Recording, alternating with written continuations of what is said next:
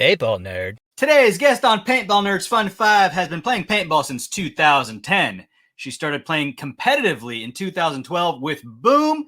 In 2019, she joined the Heroines and recently got a WNXL World Championship. Welcome to the show, Rozy McCurly. Hey guys, how's it going? Thanks again for having me. Yeah, Rosie, what's new and exciting with you? Yeah, absolutely. This off season, there's a lot to look forward to. So as of right now, we've got a big documentary that's going to be releasing next month, and some of you already knew. I think you've seen some of the camera guys follow us at World Cup, and they finally finished the editing, and they're going to be doing a big release, hopefully in February. So next month sometime. You know, paintball documentaries are so important. Like the Push Paintball documentary changed my life. It inspired me to pursue professional paintball. And there's more and more of them coming out. And I'm sure is it a documentary on the heroines? Yep. They followed Oh, us 2 weeks leading up to World Cup. So they've literally followed us almost every practice weekend, and then at the event they actually stayed with us at the World Cup house. So it's very gritty, just raw, very emotional, and it's a wow. good story. Yep. Yeah. And it's going to inspire a generation, the next generation of female paintball players, I'm sure. Yep. Yeah, they really took the time to put the storyline where um, a lot of people out there in the paintball industry still don't really know too much about us or certain players that are on the team. Some of them are very new to paintball, but they carefully kind of followed each and every one of us, and I think collectively they did a really good job. So it's going to be in conjunction with JT Paintball.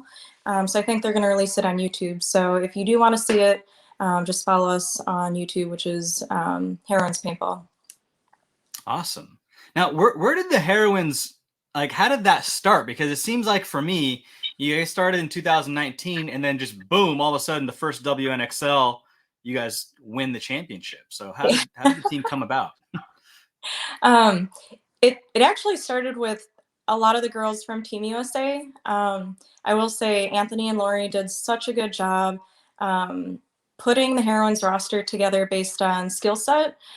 So they really try to bring out the best rosters possible that they could. And so a number of us from Team USA, they picked me up, Krista, Nicole and Alexis, which they were on Team USA, but we never actually competed in France because of the COVID outbreak.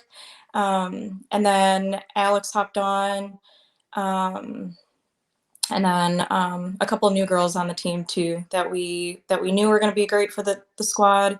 And yeah, we just cohesively worked together as a good unit. And for the most part, the roster is, I think it is the same for this year, for 23. Okay, cool. And for those that don't know, Anthony and Lori, they are also the people that brought you the paintball combine and Boston paintball. So they do a lot for the sport, don't they? Yep. Yeah, absolutely. It really goes back to those combines. The first combine that I did was in 2019, and that was in Florida. And again, that's where Krista came, Sobi, and Alicia. And I think for them to kind of bring girls into the combine, and just, it's almost like everything that you learn and everything that you've done in paintball, they kind of put you to the test a little bit, but you also kind of you try to get rid of those old habits that you've done in paintball, and they try to like scrap that and teach you to do things the right way. And they bring on a huge collective of some of the best pro paintballers out there, like Nick Sylviak's been doing it for a while. Brad did it for a couple times. Nikki Cuba. So I mean, yeah. So that's kind of where it all started for the Heroines. Right on. So Rosie, you've been playing paintball for almost 13 years now. Tell us about your most cherished memory in paintball. Oh man, that's a hard one just because I've been playing for so long, so many good memories with a lot of people that are now really good friends of mine. But I'd have to say one of the best ones was really how it launched my paintball career, and that was making the team onto Boom. And I just remember I I didn't know what to think going into the tryout because there was a huge tryout um, for all of their divisions. And at the time, I think I was trying out for their D4 squad, and this was in Chicago, Illinois. And there's a whole bunch of people that tried out. I was the only girl, so again, it was very intimidating to say the least. But I was like, you know what, I'm gonna give it a shot. I really love this, this new sport that I found. So I remember I didn't make the first wave of cuts, which essentially they had you do like certain quadrants of just playing like scrims and then certain drills. And unfortunately, the first wave, I didn't make it, but they were um, giving everybody a second chance that didn't make it and do 3-on-3s, and that's how they finished the day. And I remember I was paired with two people that I didn't know at all, and I remember getting on the board, and they're like, "All right, what do you guys want to do?" And I said, "All right, maybe I'll stay in the center. You guys go out wide, and then just let's keep talking to each other and figure it out from there." And I just remember it was off to a horrible start, and we lost somebody off break pretty much, and I ended up filling out to the snake side corner, and it was me and another guy on the Dorito side. And I remember it ended up being a 2-on-2, and he ended up getting shot. So the last two guys that they had, there was one in the snake corner, so my mirror, and then somebody, if you guys remember the big inflated X in the center. Yeah. A lot of fun to play. But anyways, I was like, all right, I've got nothing else to lose. Got to make something happen. And I remember just contesting with a guy on my wire. Ended up somehow snapping him out. Snapped him out, and Yes. then I remember going back to the guy with that was in the X, and he was like coming out on the left hand side, snapping with me a little bit, but not too much. Where I was thinking in my mind, okay, I gotta move, and so let's be sneaky about it because I gotta do something. And it was a very unorthodox thing that I did, but we contested for a little bit, and then I went all the way from the snake corner all the way around to his backside. So I surprised him, and I ended up shooting him on the side. So I ended up Did you go? winning You that. went down the snake, or you went to the No, X? no, I went kind of like I hugged the back line, like around like the home, and then like not all the way towards the Dorito side, but I kind of hugged like around the center where the X was, and then just kind of like dinked him out on the side of his yeah, just his side. Oh, so he didn't Yeah. know you moved. No, because he had stayed like posted on me, thinking that I was in a snake corner still, and it was just the right timing where when we contested, and this was so long ago, I think he just tucked back in, didn't realize that I wasn't there anymore, and I took off running, but he easily could have looked the other way and just saw me completely in the open. But it was just enough where the coaches and the players at the time said, okay, she's got something, let's work with it. And that's where it took off. I hope that's a lesson for people listening. Because Rosie didn't make the first wave. Could have easily said, "I'm going home," right? But you decided to stick around, and then that opportunity. I mean, how did playing for Boom change your life? Awesome. Those are some really awesome guys on that squad. And unfortunately, they ended up, Boom, they stayed around for a long time, but now you'll know them on Energy Elite and Chris Jansen. He still plays. They're like family to me still, because I've been with the team for a few years, and they taught me everything that I needed to know back then. They really took the time with me, and I remember playing a local series there that we ended up winning. But if you guys remember Badlands, that was literally my home field for quite a long time. So I mean, that's a whole bunch of really good talent out there, and I still thank Still them. around. Oh yeah, yep. So yeah, for them to take the time to help me out and really take a chance on me, I appreciate it still to this day. So, see. So that's your favorite memory, huh? What about winning World Cup? That's usually a big one for a lot of That, people. oh my gosh, that is like my favorite journey in itself. It was rocky. It definitely wasn't easy, but we really fought for it. During the first event, we got humbled so quick, and we ended up Mm. losing. Um, and Vibe ended up winning that event, so praise to them. But I remember after that first event, I was like, all right, we got to go back to the drawing board and really tighten things up. We knew exactly what we did wrong. Leading up to now that we had a good season, don't get me wrong, but there's still a lot that we have to work on. But winning that event, it was incredible. And Destiny, we had matched them twice now in the finals, and I'll tell you, in the finals, it was a roller coaster. It went back and forth, and I have to give props where it's due to Alexis. So she saved us numerous times, and we ended up winning the event because of her. So I definitely appreciate her playing her heart out. I think that's going to be a continued favorite matchup, Destiny and Heroines. That's going to be every time people see that, it's going to be something that they're excited about. Oh yeah, it's always entertaining. We know a lot of those girls. I mean, they've been playing for quite some time, and we try really hard to you know give people a good match. But man, they've got some talent on that squad. So during this next season, we're gonna have to you know give it more. So. Well, Rosie, over the past 12 years, you've played with a lot of people. I mean, you're married to one of the greats. So, who's your favorite player? And you can't choose Brad because we know. I mean, you have to. That'd be the easy answer, right? So you got to choose someone else. Sure. Yeah. Brad, love you, babe. He's absolutely incredible. He's actually coming back to play the ICPL with Aftershock, which I know you're playing Yep, too. Okay, we're gonna be awesome. teammates. Yep.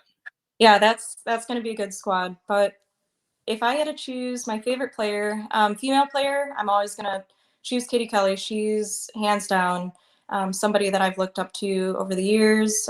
Played against her on DC Dev, and I now played against her with Destiny, and she's just got that old school vibe that no matter what situation she's put into, it doesn't shake her, and she plays so well, and she's kind of got that finesse that I definitely admire. But overall, if I had to choose a male pro player, and I'm gonna say this just because this was me growing up, and I really liked his style, would probably be TJ Danner. Back when he was on AC Dallas, I know he's on X Factor now, but I just remember getting to know him when Brad was on AC, and he's kind of I don't want to say overlooked player, but not a lot of people know and kind of realize how methodical he is on the Dorito side, and one of the best snap shooters. So yeah, hats off to him. Awesome. All right. So, Rosie, do you have a piece of equipment that is near and dear to your heart? Maybe not even something you step on the field with. It could be in your paintball closet. But what is it for you? Sure. I'll give you two. Hands down, Okay. one of my favorite things that I do not ever leave, uh, the house if I'm going to practice or tournament, is going to be my Charm City headband. And Ooh. it's a pretty rare one. It's one of two that was made with certain fabric that kind of looks like it's like a floral print sort of, but over time it kind of faded to this really cool kind of like light gray, green, kind of white um, headband. And one other person has that headband, but it looks different because it's cut from a different part of the cloth. How do you get those? I actually tried to get one. I messaged him on Instagram, and it was like there's nowhere. Like you just kind of gotta wait. Or how did you get yours? Yeah, he's getting really busy now that he's blown up a little bit, but he's from down here in Florida. I just reached out to him on Instagram. It's Mike, and I don't know if he has a website, but he'll do releases, whether it's on, he'll tell you what he made, but it's kind of like you have to like snag it pretty much right away when he does those releases, or just message him and he'll do something custom for you if he's available. Oh, cool. All right. Right on. So, Rosie, for those that want to get to the top, they want to get to your level in women's paintball, or just paintball in general, really. What advice would you give them? Yeah, really for anybody that's new in paintball. I know it can be a lot, but and this is for me, from personal experience, but I would say be super consistent about it. And you really do have to go out of your comfort zone. So whether it's your local paintball field or, you have a bunch of friends that are interested in playing, just go to the field and play, make those connections. And eventually, just challenge yourself with new things, whether it's certain drills, snap shooting drills, laning, just keep at it. And then eventually you'll find yourself, hopefully connecting with a local team and then just go from there. So you always have to push yourself in the sport. Yes, it's physical, but it's a mental game too. So if you're really dedicated to it, you will find your way to the top or whatever your end goal is for paintball. And don't give up, right? Yep, absolutely. Because it's not an easy. Well, no sport is easy, but you're gonna have some downfalls, and you just have to get back up. And those kind of downfalls are gonna help you become a stronger player. So keep at it. And there could be some perceived failures, like the first round that you experienced, and a lot of people would give up. So yeah, I think that's certainly a big one is persistence, right? Perseverance. Yeah, absolutely. I mean, touching back on, if I didn't make that first wave and I gave up and I said, hey, you know what, I'm gonna pack up, put all my stuff back in my laundry basket. No, I had a gear bag. I had a gear bag. um, but no, anyways, all I gotta say is I'm just so happy that I pushed myself because had I not, I don't even want to think about what could have been. So yeah, Yeah. definitely keep pushing yourself. Well, Rosie, what are you most thankful for that paintball has given you? Yeah, absolutely. I definitely say the friends, like the friendships, that comes first, but with it comes really good memories and the traveling. And I've been grateful um, to go all over the country to play and compete, and overseas too. I've made some really good friends out there in Europe, and so yeah, it comes back to making those friendships. So they're like family to me. Beautiful. Well, appreciate your time here. Is there anything that you'd like to part with for the paintball community? Yeah, I honestly appreciate you, touching base with my team and the women in the sport that are coming up. And, we really got to help out the next generation of players. And, I wish I had this kind of support, way back when. And, it definitely is very, very appreciative. So thank you for that. And then the only other thing is um, we are doing a huge charity with our jerseys. I'm not sure if Anthony had shared that yet with you, but it's something that each player is going to be able to have a set of 3 jerseys. They're commemorative jerseys. So there's a black black, like kind of like our OG jerseys, which is like the all black. And then we have the 3D, which was like the really loud, colorful ones that we wore, I think, in Philly. And then we're doing the third jersey is going to be our Venomous jersey, which is kind of like the villain style jersey, which was red, white, and black that we wore for Cup. So each of us are going to be raffling off those 3 jerseys, like individually, and it's for a charity of our choice. So mine specifically is going to be the one called the Abandoned Pet Rescue, which I adopted one of my cats from. So when I do sell my jerseys, that's where it's going. And then for all the other How do girls, we do this? How do we bid on this? yeah. We're still trying to figure that out. I think we're only going to be releasing, I think one jersey at a time, or maybe a set of jerseys at a time, and it's going to be released this Thursday.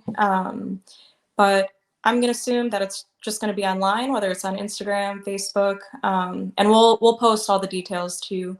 And then as Okay. far as the raffles go, we don't know quite how much the bid's going to be. Maybe $15, 20, to start. That's just an idea, but I'll have more details later this week. So follow the Heroines, and we'll find Yep. out, right? Yep. Cool. Awesome. Thank you so much, Rosie. Awesome. Thank you.